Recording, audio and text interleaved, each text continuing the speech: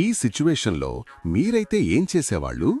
సంత కోలాహలంలో ఒకరోజు తెనాలి రామకృష్ణుడు తన ఇంటికి వెళుతుండగా తన ఇంటి చుట్టూ దొంగలు పొంచి ఉన్నారని గమనిస్తాడు. తన ఇంట్లో విలువైన వస్తువులున్నాయని అవి పోకుండా కాపాడుకోవాలని తెనాలికి తెలుసు.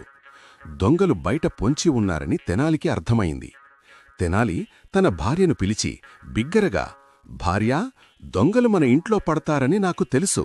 మన దగ్గరున్న నగలు, డబ్బు అంతా ఈ పెట్టెలో పెట్టి మన ఇంటి వెనక ఉన్న బావిలో పడేద్దాం. అప్పుడే అవి దొంగల చేతికి చిక్కకుండా ఉంటాయి అని అంటాడు. దొంగలు ఈ మాటలు విని ఆశ్చర్యపోతారు. తెనాలి, అతని భార్య బరువుగా ఉన్న పెట్టెలను బావిలో పడేస్తారు. దొంగలు, అబ్బా, ఈ తెలివైన పని మనం చేయలేకపోయాం, కాని ఆ పెట్టెలను బావిలోనుంచి తీయచ్చు కదా అని అనుకుంటారు. తెనాలి అతని భార్య ఇంట్లోకి వెళ్లిన తర్వాత దొంగలు బావిలోకి దూకుతారు. పెట్టెలను బయటికి తీయడానికి ప్రయత్నిస్తారు.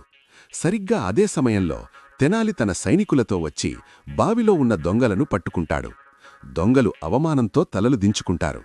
తెనాలి తెలివితేటలను రాజు మెచ్చుకుని అతనికి బహుమతి ఇచ్చాడు. మీకు ఇలాంటి సిచ్యువేషన్ వస్తే ఏం చేస్తారు? కామెంట్లో చెప్పండి.